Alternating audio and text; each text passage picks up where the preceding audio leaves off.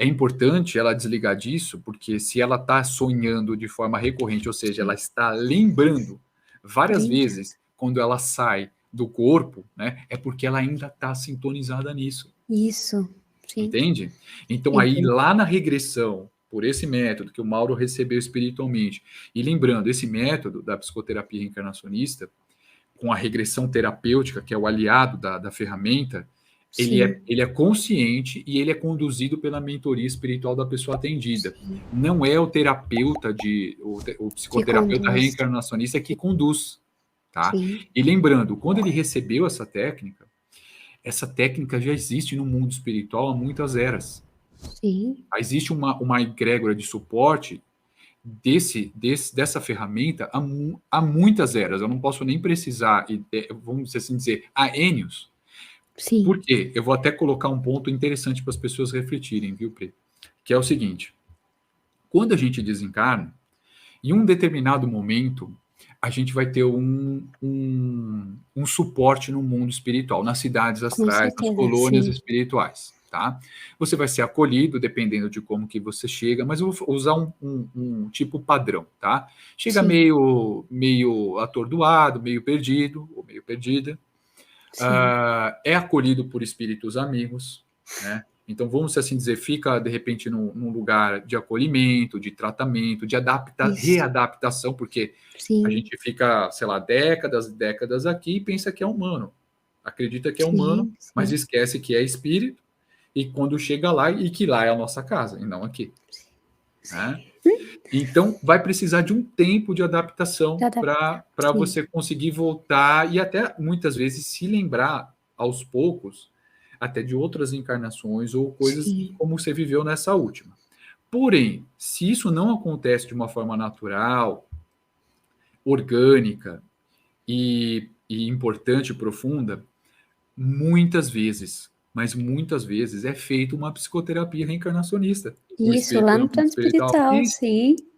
E muitas vezes é feito a regressão de memória com esse espírito, com essa essência, lá no mundo espiritual, lembrando de alguns pontos daquela última encarnação dela, que ela acabou de desencarnar, ou, se for muito importante, trazer outras lembranças de outras encarnações passadas, que ela sozinha não consegue ter a força ou a capacidade no momento de lembrar. Então, aí a mentoria espiritual da pessoa conduz o... Exatamente.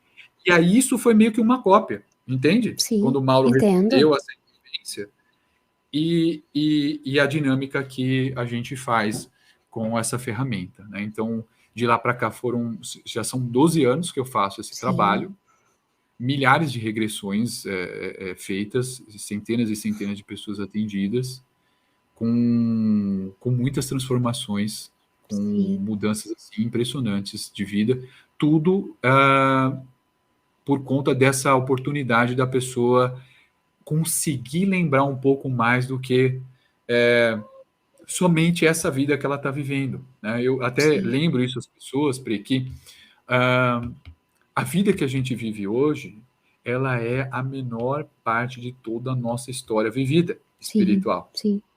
Né?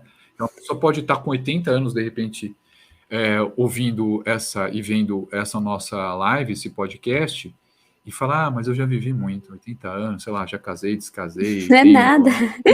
Não é nada, exatamente.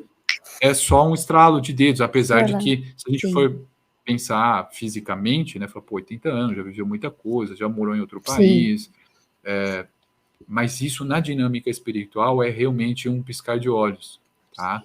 Então a gente consegue muito pouco conhecer da gente, entrando num processo de autoconhecimento profundo e autorrealização e autodesenvolvimento, sem que a gente consiga investigar o nosso passado, tá? Eu estou usando a expressão investigar, é investigação mesmo, tá? É você olhar, estudar, entender como que...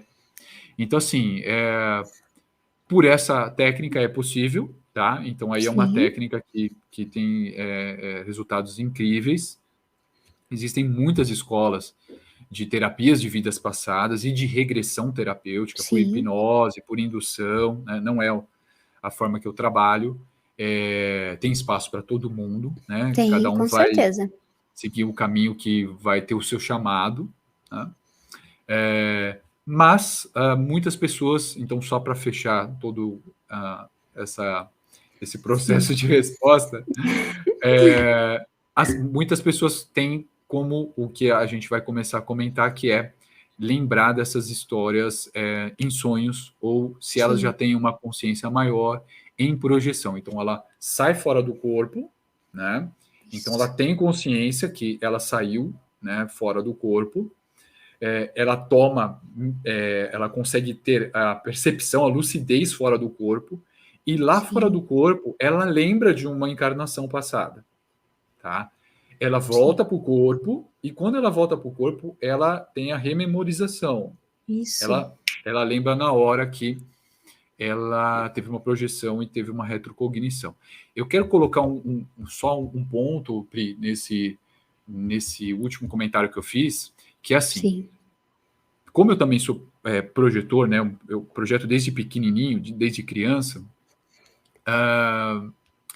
eu, ao longo dos anos, e estudando principalmente com Wagner, e também tendo as minhas experiências, eu tenho uma opinião que a maioria das lembranças de encarnações passadas, em projeções ou em sonhos, tá?